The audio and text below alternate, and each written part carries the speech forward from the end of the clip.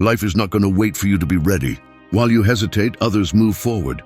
While you look for excuses, someone is already using your naivety to their advantage. The world is not a kind place, and if you don't learn to see it as it is, you'll end up being just another piece in the game of someone more cunning. People smile, promise, swear friendship, but behind every word there is an interest, an intention, a motive. Those who can't read it are exposed. You don't need paranoia, you need clarity. Dangerous intelligence is not about suspecting everyone, but about ceasing to be blind. The first thing you must accept is that emotions rule more than you think. Many people trust their heart, but the heart is often the worst advisor. It gets carried away by the moment, by fear, by the desire for approval. This is how you end up saying yes when you wanted to say no, or believing in someone who is just using you. Clarity doesn't come alone. It is built with discipline, with the habit of looking at things without adornment. You don't define people by what they say, but by what they repeat in their actions. A dangerous mind does not seek to be cruel. It seeks to be free. Free from illusions, from deceptions, from the need to please. Free from the comfort that numbs and makes you weak. Free from the fear of the truth, however harsh it may be. Whoever masters their emotions has an advantage over those who let themselves be carried away by them. Whoever recognizes the patterns of others stops making the same mistakes. Whoever remembers death every day makes better use of time and stops living to meet others' expectations. This video is not here to soothe you or to tell you what you want to hear. It comes to show you 8 ruthless lessons that not everyone is ready to accept. Calming the storm within you, learning to read what others keep silent, breaking the false mirror that reflects lies. Stop dimming your own light for comfort, and many more truths that will take you out of the fantasy and bring you to reality. If you're looking for consolation, you won't find it here. If you're looking for strength, you're going to discover it. When calm the storm, within each person there is a storm. It's not the noise from outside. It's not what people say or the chaos of the city. It's that internal whirlwind that is unleashed every time something doesn't go as you expected, when someone provokes you, when you feel let down. This storm is not noticeable at first glance, but it manifests itself in gestures, in the words you say without thinking, in the decisions you make in anger and later regret. Calming it is not a luxury, it's a duty, because if you don't control it, it controls you. The real enemy is rarely what happens outside. It's the disordered thoughts that amplify any problem. A single contemptuous glance is enough to ignite memories of old humiliations. A single criticism can open old wounds and drag you to react with fury. And this is where many people get lost. They confuse strength with explosion. They believe that showing anger makes them powerful, when in reality, they are only showing that anyone has the button to unleash their chaos. A Stoic understands that true mastery is not in crushing the other, but in not letting them drag you into the same mud. Calming the storm does not mean to be silent or pretend that nothing affects you. It means to breathe when your mind wants to scream. It means to stop when your impulses push you to attack. It's about training yourself so that the first blow of an intense emotion doesn't decide for you. Marcus Aurelius wrote that your mind will be as you usually train it. And this is not poetry, it's science. Every time you choose to respond calmly, you strengthen that invisible muscle of self-control. Every time you give in to anger, you reinforce the habit of losing control. Think about the arguments you've had.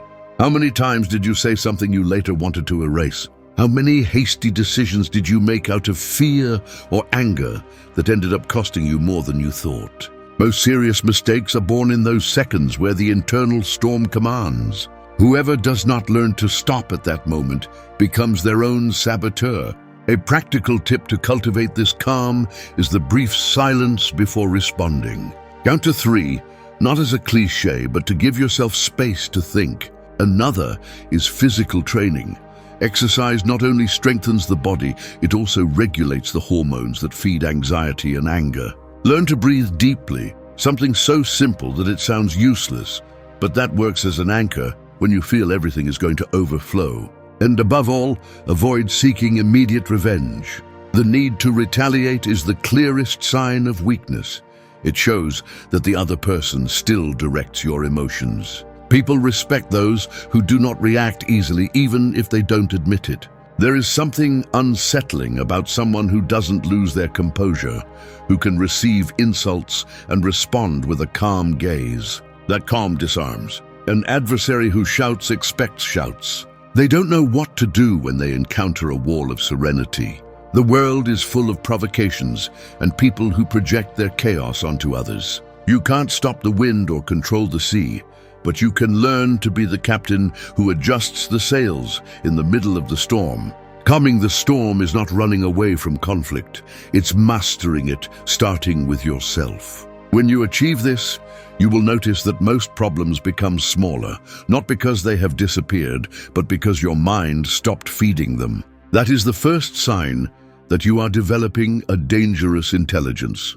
The power to govern yourself when everything around you tries to take you out of control. 2. Read what they silence. Most people talk a lot but say little. Every gesture, every pause, every evasive look reveals more than long speeches. Whoever learns to read what is not said becomes almost impossible to deceive. The truth is rarely in the words. It's in the silences, in the details that others overlook. This ability is not a mystical talent. It is discipline. To observe without distractions and understand that human behavior leaves clearer traces than any promise. Think about the times someone assured you that everything was fine, but their tone was colder than usual. Or when someone smiled while their eyes looked dim. These contrasts are the real language of emotions. Most ignore them because they are busy waiting their turn to speak or reacting to the obvious. A Stoic, on the other hand, learns to stay still, to let the other person reveal themselves. You don't need to confront, just pay attention. The first step to reading what they silence is learning to silence yourself. While you speak, you do not observe. While you try to convince, you do not listen. Silence is your best tool, not as a passive weapon, but as a space to see what others try to hide. This includes learning to notice patterns, how someone treats others when they think no one is watching, how their voice changes when mentioning certain topics, how quickly they promise something that was not asked for. Patterns do not lie even if words do. You must also train your intuition, which is not magic, but the sum of thousands of small signals that your brain picks up without you noticing. If something bothers you in a conversation, there is a reason, perhaps an incongruent gesture, a micro change in posture, a look that turned away at the right moment. Instead of ignoring it, ask yourself what it means. It's about accepting that every person, including yourself, has interests, insecurities, and limits. Seeing this clearly allows you to make better decisions about who to entrust your time and energy to. It saves you disappointments because you stop expecting consistency from those who do not act with it. A practical exercise to develop this skill is to observe people in everyday situations, on public transport, at work, in family discussions. Notice how they gesture, how they react to stress, what words they repeat when trying to justify themselves. Do it without judging, just record. Another tip is to stop interrupting in conversations. The uncomfortable silence often forces the other to say more than they planned. The real advantage of reading what they silence is not in discovering others' lies, but in understanding human nature. You start to notice that most conflicts come from fear, from wounded pride, from hidden desires that people do not know how to express. This understanding makes you less reactive and more strategic. You can see betrayals coming, but you can also offer compassion where others only see attacks. A dangerous intelligence is not measured by how many secrets you tear from others, but by the clarity you have to interpret their signals without falling into illusions. You don't need to shout to have an advantage, just observe calmly. In a world where everyone tries to impress with words, you will win by learning to listen to what silence is screaming. Whoever masters this lesson stops being an easy target for deceptions and starts moving with the certainty of someone who sees beneath the surface. 3. Break the false mirror. The biggest trap we fall into does not come from outside, it comes from the reflection that a distorted mirror gives us back.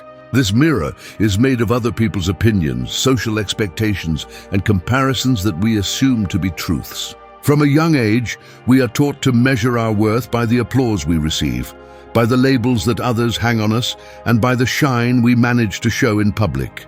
But what the mirror shows is almost never reality, but a version designed to please. Breaking that false mirror is not a symbolic act. It is a direct blow against the illusions that keep you prisoner. Think about how many of your decisions have been based on the gaze of others. Studying a career you didn't like so as not to disappoint your family. Maintaining a broken relationship for fear of what people will say. Pretending to be confident while inside you feel like you're falling apart. Each of these steps reinforces the reflection of a self that does not actually exist. People often confuse social acceptance with authenticity, but they are opposites. As long as you seek to please everyone, you will never know who you really are. Stoicism teaches that external opinion is useless noise because it is neither under your control nor does it define your virtue. Marcus Aurelius wrote, "We are more disturbed by the idea we have of things than the things themselves." The same happens with the image. What hurts you is not what you are, but what you believe others think you are. Dangerous intelligence begins when you decide to break that dependency, even if the reflection that remains is not as bright or as comfortable as you expected. Breaking the false mirror hurts because it destroys illusions that, although harmful, provided some comfort. It means accepting that you are not as special as you would like, but also not as insignificant as you fear. It is facing real flaws without disguising them and recognizing talents that you may have ignored for fear of being judged. There is no real growth without that uncomfortable confrontation. A useful practice to advance in this is honest self-examination. Write down your motivations before making important decisions and ask yourself how many of them come from wanting to impress or please others. Be silent often to listen to what you really value, not what you were taught to value. And surround yourself with people who tell you the truth, not who feed the image you try to uphold. You will see that many of the goals you pursued lose their meaning when you stop living for applause. The brand name clothes, the photos that pretend happiness, the relationships that only work as a display. Everything becomes irrelevant in the face of the tranquility of not having to act to fit in.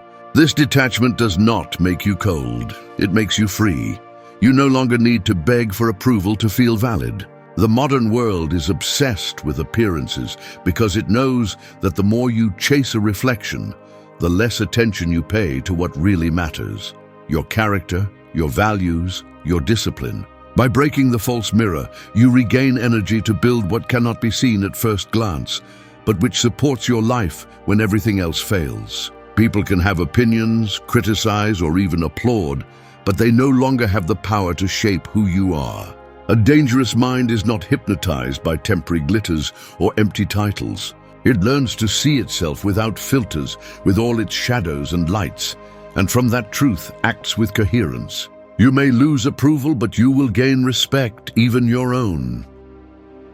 4. Don't turn off your light. Most people learn to turn themselves off long before they understand who they are. From a young age, we are taught to lower our voices so as not to disturb, to downplay our achievements so as not to appear boastful, to hide our passion for fear of others mocking. Over time, this habit becomes a way of surviving.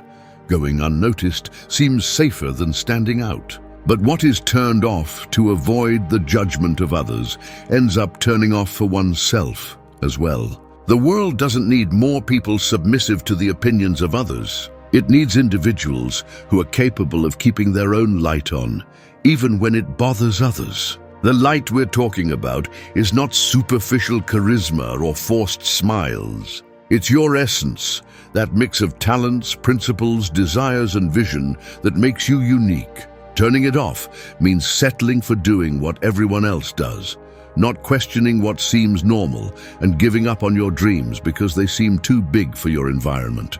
Often we do it without realizing it, adapting to the average tone of the group so as not to stand out.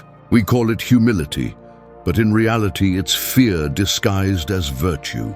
A Stoic understands that living to please others is to waste the only life you have. Don't turn off your light means you must dare to defend your identity, even if that makes you seem different. It requires courage not to give in to criticism and discipline, to stay true to what you consider right, even when no one applauds you.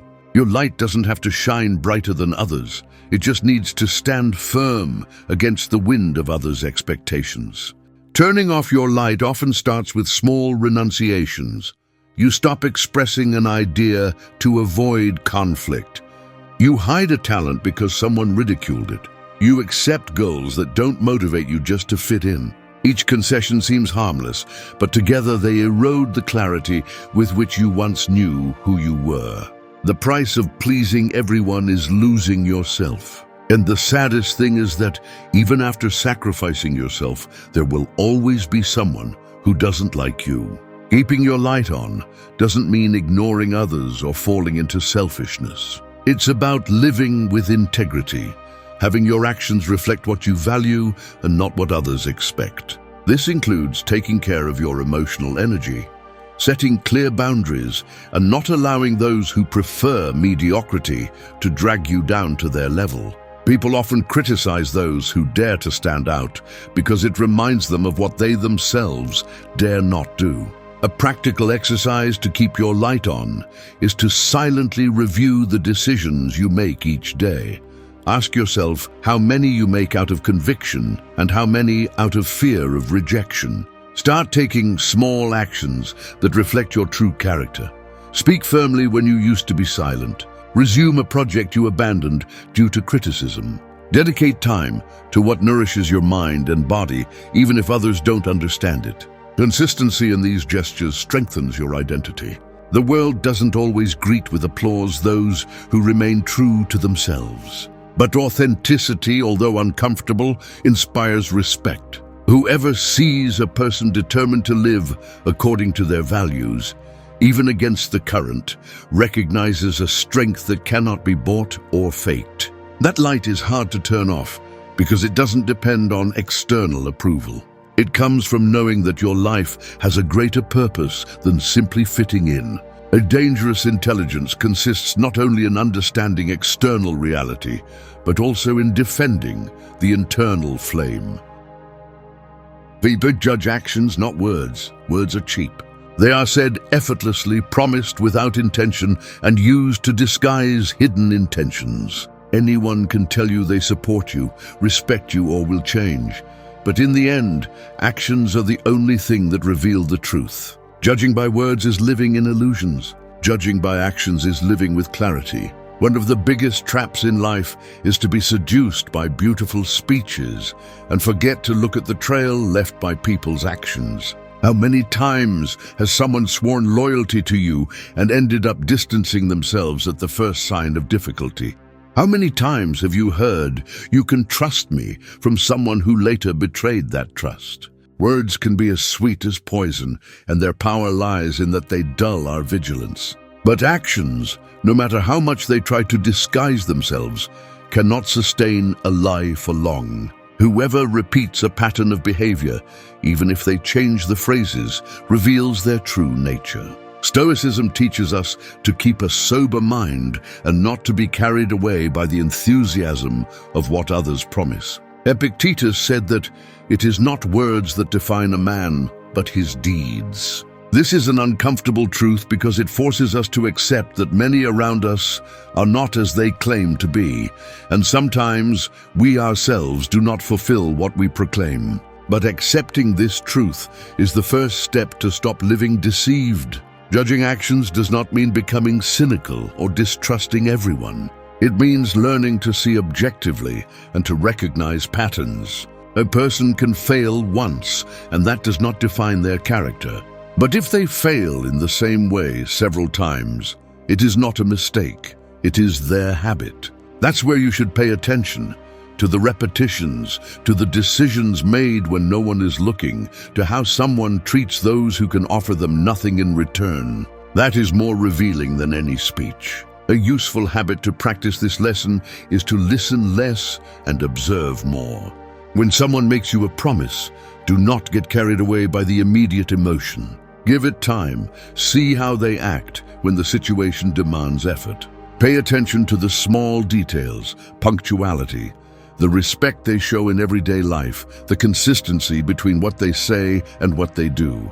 It is in the simple gestures where a person's truth usually resides. You should also apply this rule to yourself. Ask yourself if your actions back up the values you claim to have. It is not enough to say that you are disciplined if you postpone what is important every day. It is useless to boast integrity if you accommodate yourself when no one is watching. Judging yourself by your actions makes you stronger because it eliminates excuses. You either act or you don't act. There is no speech that can disguise it. In today's world, full of empty promises and well-kept appearances, this lesson is almost an act of rebellion. Most people prefer to hear what sounds good rather than face what is real. But whoever learns to value facts over words becomes difficult to manipulate. A dangerous intelligence feeds on this clear vision. You're not impressed by speeches or seduced by theatrical gestures. You know that true character is measured in the decisions someone makes when no one is watching and in how they treat others when they don't need to. Judging actions, not words, saves you from disappointments and gives you a reliable compass to navigate among people. It is a silent but powerful weapon, because while others get lost in the charm of promises, you walk guided by facts. 6. Embrace discomfort. The human being has an ancient instinct to seek warmth, shelter, safety. This instinct saved our ancestors from storms and predators, but in today's world, it has become an invisible trap. We live surrounded by comfort, a button to turn on the light, another to order food, another to distract us. Everything seems designed to avoid the slightest effort. And while comfort is pleasant, it is also the most silent poison. It numbs character, withers discipline, and makes you incapable of facing real life. If you want to develop a dangerous mind, you must learn to embrace discomfort, because that's where you grow and where others give up.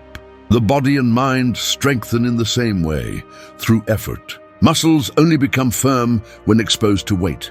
Will only hardens when it faces resistance. Every time you avoid discomfort, you train weakness. That's why so many people crumble at the first obstacle.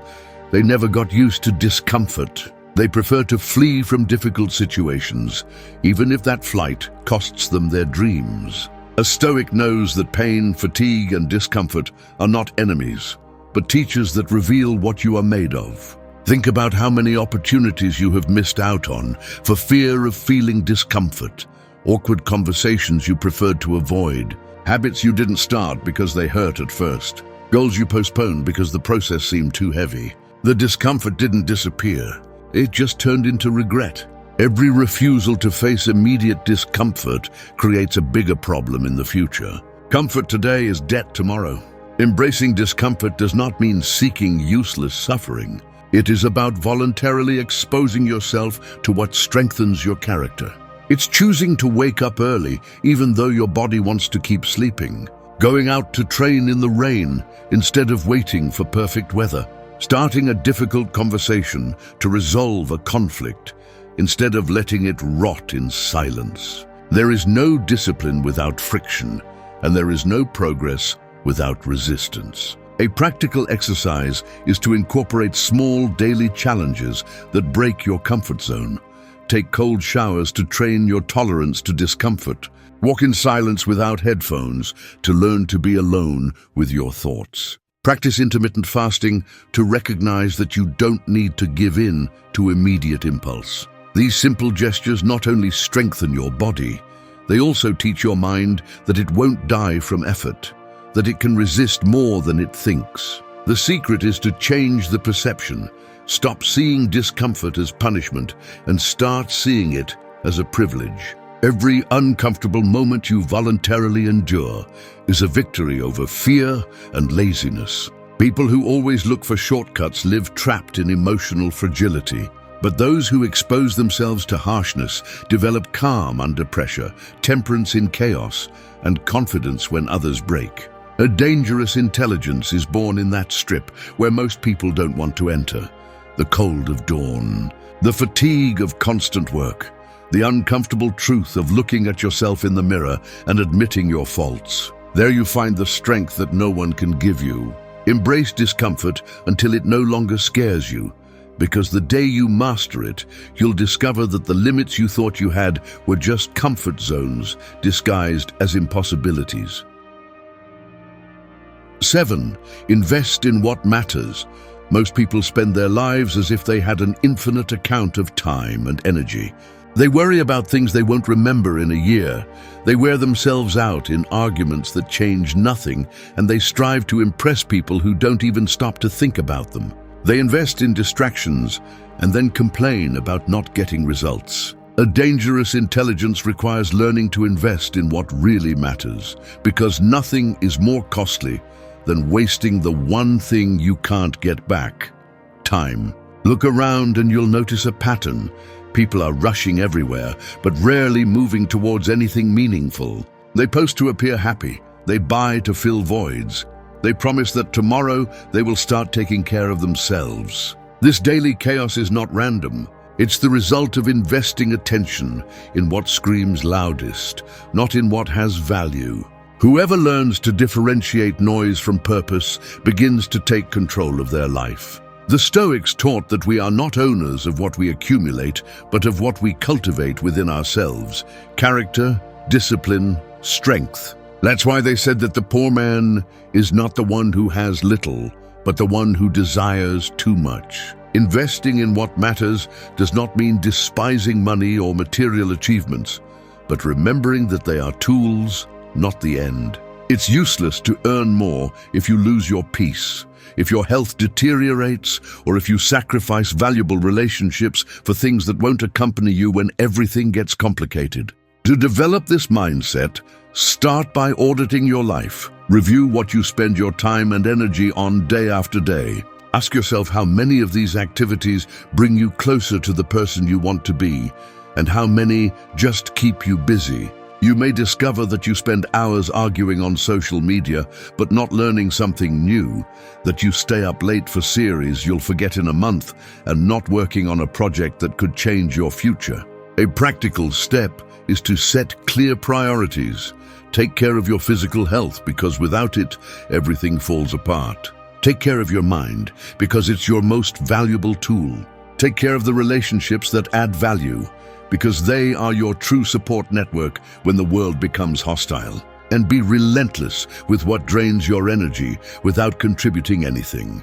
People who only bring drama, habits that only distract you, tasks that don't bring you closer to your goal. Investing in what matters requires discipline to say no to what doesn't add up, even if it seems attractive at the moment. It means using time with intention, learning, strengthening the body, cultivating the mind, building something that transcends trends. Momentary comfort is expensive if it steals your future. A dangerous intelligence is not measured by how much it knows, but by how it uses its limited resources. Whoever protects their attention, energy, and time becomes invulnerable to external chaos, because nothing can buy their focus. In the end, it's not about having more, but investing better in what builds character, in what strengthens your purpose, and in what will make your life worth living. 8.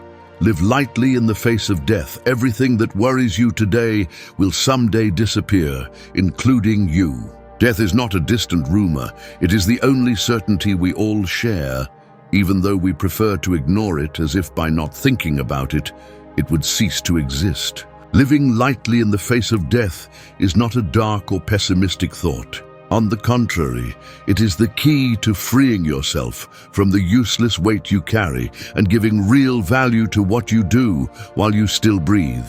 Most people live as if they were immortal, They postpone what they dream of for when there is time, accumulate things they will never use, endure relationships that drain them, and get angry over problems so small that on their deathbed they wouldn't even remember them. This illusion of permanence makes them lose the most valuable thing, the present. Whoever understands that the clock is ticking towards an inevitable end does not cling to the trivial, does not waste their days on resentments, nor pursues empty goals just to impress. The Stoics did not speak of death to scare, but to awaken. Marcus Aurelius advised, "Live each day as if it were the last, but without desperation, without drama."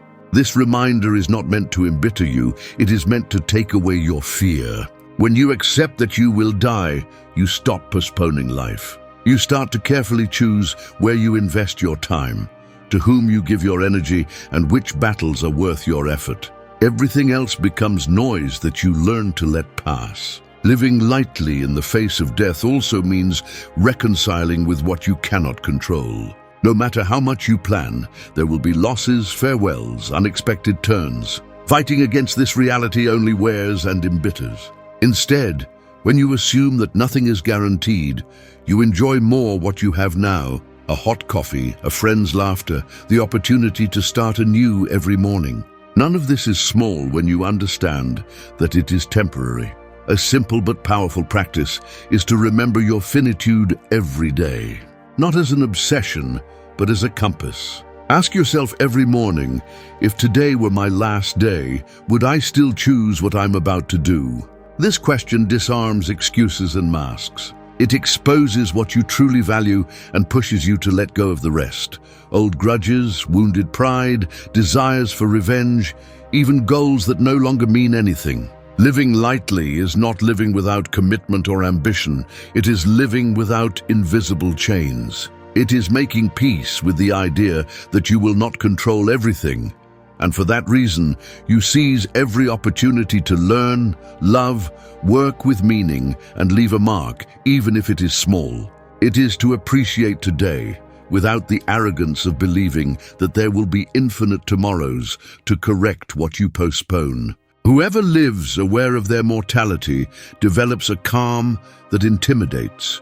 They no longer fear loss because they know that everything will eventually be lost. They no longer beg for attention because they understand that time is too short to spend on the approval of others. This lightness does not make you cold, it makes you free. Free to focus on the essential and detach from what only steals space in your mind. A dangerous intelligence is forged with this final truth. Do not let yourself be caught by what you cannot take with you when you leave. While everyone competes to accumulate more, you choose to live with less weight and more purpose. Death is not an enemy that lurks. It is the constant reminder that today is all you really have. When you accept that, each day ceases to be routine and becomes an opportunity to truly live. Thank you for staying until the end of the video. If you watched the whole thing, comment "I am Stoic" as our secret signal to know that you're a true student of Stoicism. Don't forget to subscribe and give the video a like if you enjoyed it. See you in the next video, and remember, keep cultivating your Stoic mind.